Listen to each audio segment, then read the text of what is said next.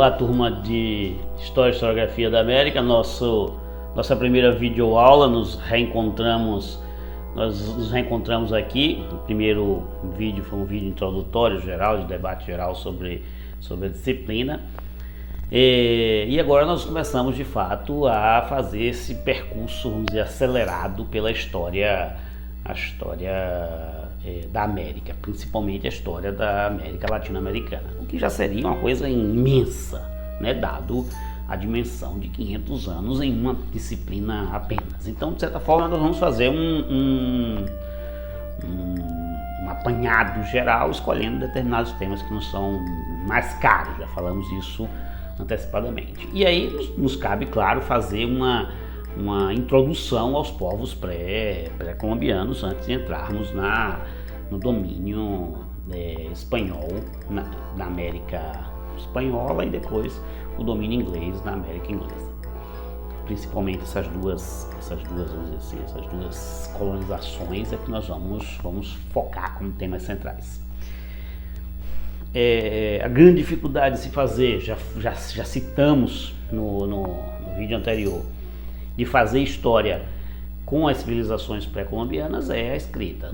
Não estou dizendo que não existia uma escrita pré-colombiana, mesmo porque existe um alfabeto maia, existe uma escrita maia, existem livros maias que, de certa forma, as pessoas se debruçam e tentam estudá-los para tentar, inclusive, remontar a história dessas populações. Novamente, a grande dificuldade é que são estudos, né? Muitas desses códigos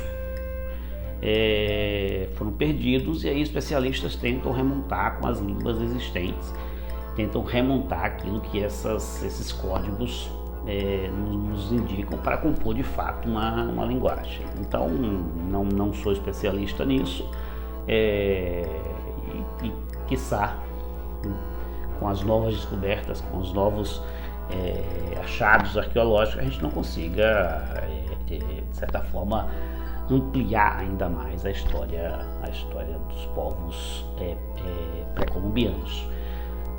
Já é uma história imensa, né? Daria várias disciplinas, qualquer um dos povos pré-colombianos. Não estou dizendo que não há arcabouço teórico, arcabouço de conteúdo histórico para se fazer disciplinas. Qualquer uma delas, só pela sua herança arquitetônica, né, já daria teses, disciplinas. Né? E veja que no texto que vocês já devem ter lido antes de assistir essa videoaula, assim eu espero, ele de toda a ocupação pré-colombiana, todos os povos pré-colombianos, eu escolhi um autor que, de certa forma, delimitou essa região aqui que eu vou colocar no mapa, né? A Mesoamérica. Né? O que seria a Mesoamérica? Você está lendo o mapa que vocês estão vendo aqui, vocês estão vendo que é basicamente o México e algumas regiões aqui do sul da América Central, né, do sul do México e América Central. É um recorte que eu faço, eu volto depois muito mais intensamente nos Incas, quando eu analiso o processo de conquista, domínio e ocupação, né? E principalmente quando se encontra riquezas específicas nessas civilizações. Mas agora eu também tenho que fazer esse recorte, eu tenho que tratar especificamente da Mesoamérica e especificamente da Mesoamérica destacar os Olmecas, né? Os Olmecas e aqueles que se gestaram a partir deles. Porque são muitas civilizações, muitas grandes civilizações e muitas grandes civilizações sedentárias, né? Algumas ainda nem explicadas, né? Se eu pego, por exemplo, sítios arqueológicos como Cobá, São sítios arqueológicos que 30% apenas conseguiram ser estudados e retomados. Já é imenso, né? Eu não consegui andar por Cobar. Não vamos dizer que eu sou gordo, não, porque eu fiz o caminho de Santiago, andei 300 quilômetros. Logo, não é argumento que eu não conseguiria andar dentro de Cobar, porque é imenso, né? Tem uma dimensão gigantesca. E não foi estudado, não foi pesquisado, não foi ainda totalmente desvendado os mistérios, por exemplo, neste caso dos povos maias. Em alguns casos foi até bom não ter descoberto, né? Se eu comparo, por exemplo, a ocupação e destruição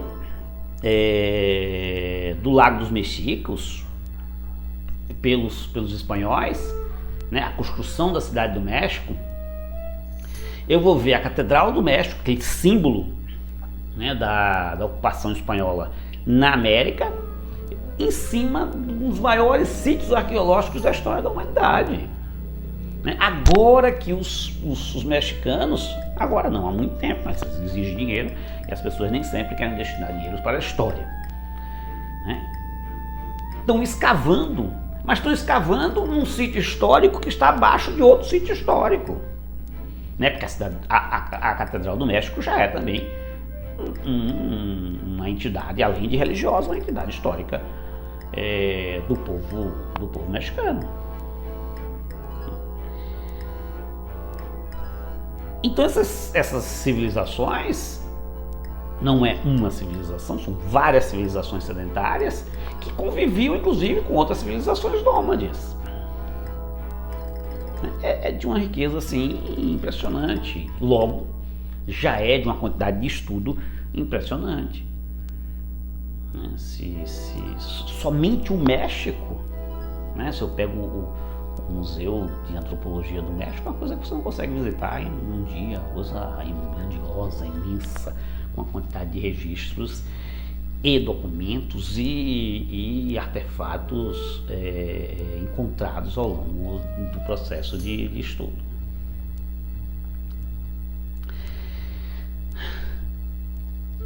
Eu vou destacar os Olmecas, nesse caso específico, porque, de certa forma, ele vai ter tanto uma relação com os maias, né, como também vai sofrer o domínio depois, né, vai sofrer o domínio depois dos totelcas e depois, claro, o domínio dos astecas, que, de certa forma, vai desarticular um pouco da força e vamos dizer assim, da hegemonia que tinham esses povos, né? Quando os astecas os dominam, de certa forma cria uma certa fragilidade que vai facilitar, inclusive, um dos argumentos que vai facilitar a ocupação e o domínio espanhol.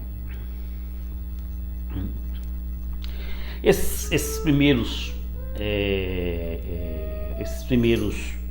habitantes, né,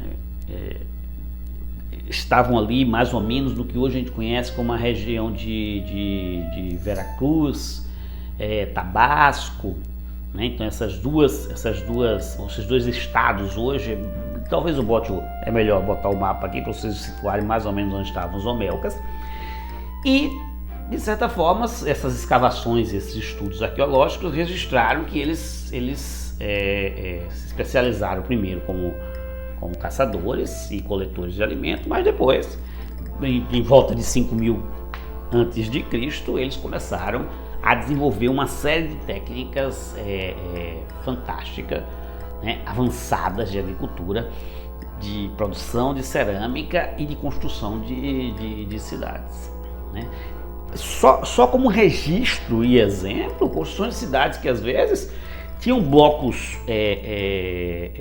de pedras de dimensões assim gigantescas, né? E muitas vezes esses blocos de pedra eram transportados 50, 60 quilômetros da sua origem, no mínimo, porque só existiam esse tipo de pedra a 50, 60 quilômetros da origem.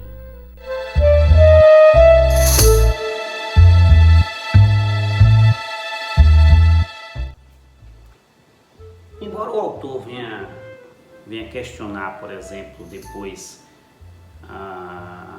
alguns tardios desenvolvimentos tecnológicos entre os mesopotâmicos, né, comparando seja os povos da antiguidade europeia, seja os povos da antiguidade da própria América, como por exemplo os Incas, né, quando ele destaca, por exemplo, que os Incas tinham desenvolvido a metalurgia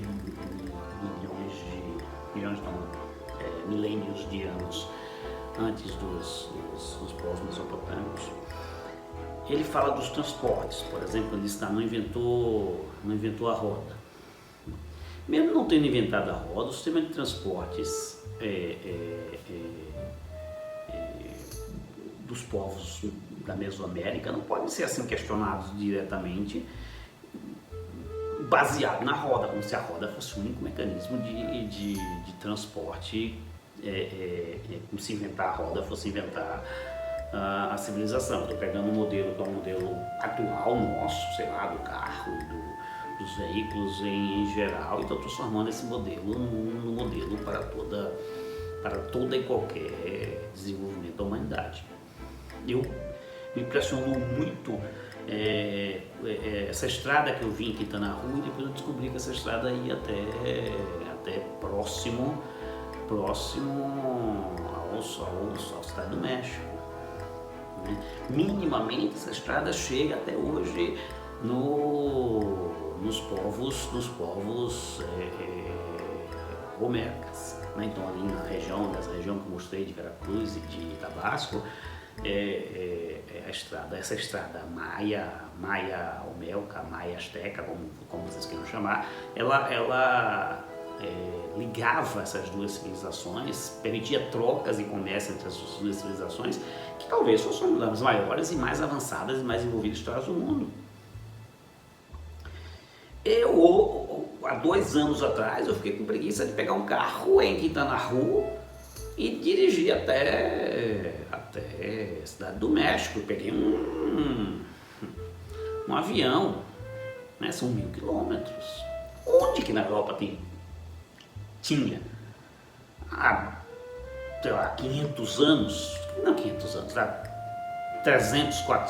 300 anos, onde na Europa tinha uma estrada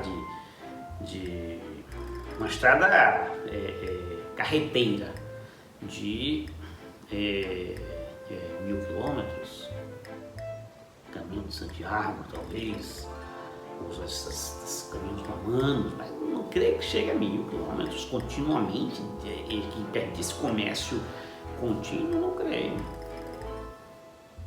Então, de certa forma, a gente pega um modelo de desenvolvimento específico europeu e tenta reproduzir lá, aqui na América, esse modelo. Né?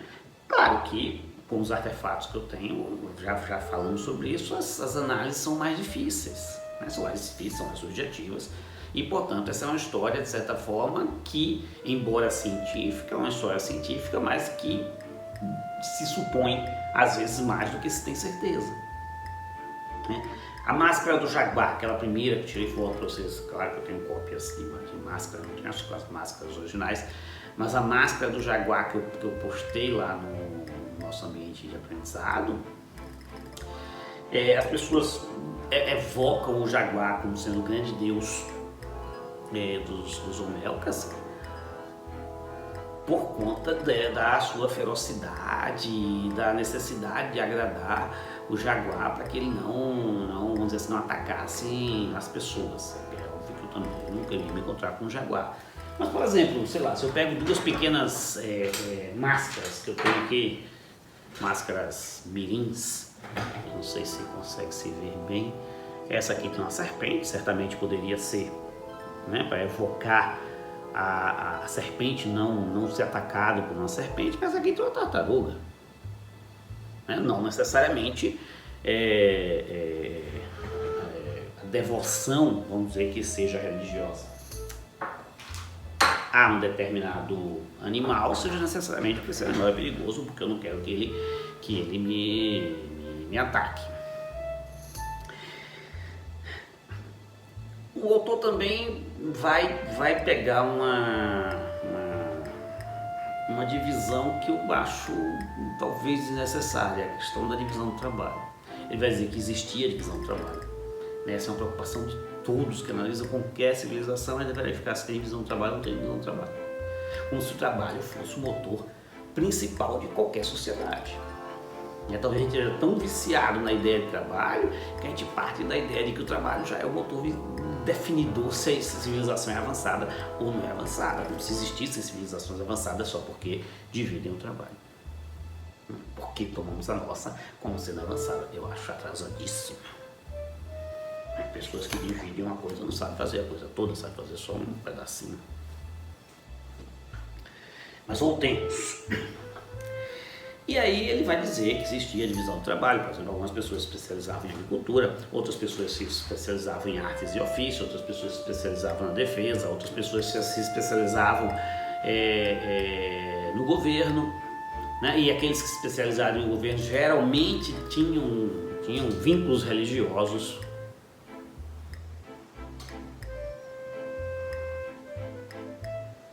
Não vou nem falar nisso. E algumas pessoas desenvolviam outros aspectos, empreendimentos comerciais ou qualquer outros aspectos dessa divisão social do trabalho.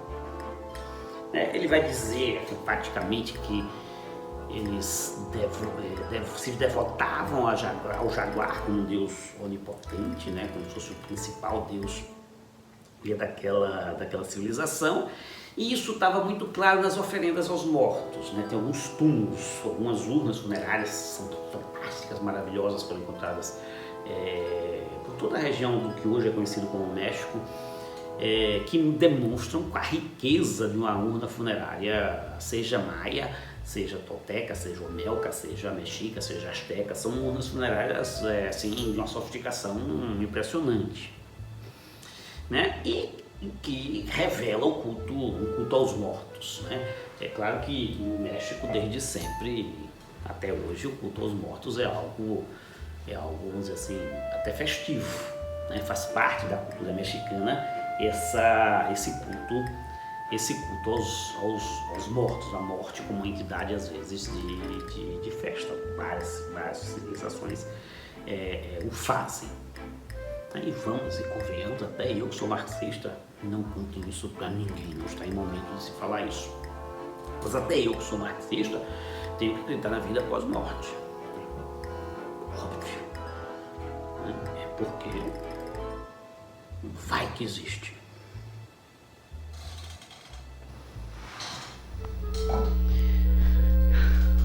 Por fim, percebam que eu citei alguns nomes de alguns destaques, alguns povos específicos, mas eu estou minimizando o nosso objeto, pelo tempo que eu possuo e pela característica da disciplina. Nós temos apenas uma disciplina de História da América, História e Historiografia da América. É uma coisa assim imensa, pelas características da Unilab, claro. E aí seria quase impossível se eu pegasse todos os povos mesopotâmicos, destacasse aqui, né, principalmente nas videoaulas, que tem que ser algo rápido, você já está até se estendendo um pouco demais, se eu falasse dos teotihuacanos, né, que cria uma comunidade em torno, hoje descoberta, hoje não, há 100 anos atrás descoberta, uma das maiores estruturas religiosas de todo o mundo, né, um povo destinado à religiosidade, principalmente, né, a grandiosidade do Templo do Sol, a grandiosidade do Templo da Lua, se inclusive comparada a outras estruturas religiosas em toda a história da humanidade. Não falei dos mexicos, não falei dos maias, ou pelo menos não falei muito dos maias, não falei muito dos toltecas, não falei muito dos astecas, mas é importante vocês compreenderem que esse conjunto de povos et al., né? Existe muito mais povos a serem destacados aí, inclusive os povos, os povos que foram dominados pela colonização portuguesa, né? Ou os povos, sei lá, povos da América do Norte, que também foram, de certa forma, relativamente dizimados ou colocados à margem da colonização inglesa. Mas é importante destacar, por exemplo, vamos dizer assim, para fechar essa videoaula, é que o domínio asteca ele é muito breve, assim, os astecas não dominaram a Mesoamérica desde sempre. Antes da chegada dos espanhóis, existiam grandes outras civilizações que não os astecas. Em determinado momento, com a decadência dos maias, a decadência dos toltecas, os astecas dominam e, de certa forma, subjugam esses dois povos de forma muito significativa. Ou seja, num período de tempo muito curto, em que a memória histórica permanece naquelas comunidades, aqueles povos já estavam dominados, ou seja, o inimigo nem sempre foi visto por aqueles que estavam vindo de fora. O inimigo, muitas vezes, aquele que já explorava o povo maia, o povo tolteca, o povo mexico, eram os astecas. E os astecas usavam a estrutura existente para controlar, dominar e explorar. Por isso foi tão, vamos dizer assim, não tão mais fácil, mas por isso que foi tão mais produtivo no primeiro momento a colonização espanhola. Eles conseguiram, vamos dizer assim, o espírito geral da colonização de forma muito mais rápida, que é acumular metais. É o espírito do tempo, o metalismo. Não existe colonização sem exploração, não existe colonização sem povoamento. A forma dos espanhóis explorarem, e é uma característica específica da dominação espanhola, vai se remontar à forma de exploração dos povos astecas sob os outros povos que ocupavam a Mesoamérica. É isso.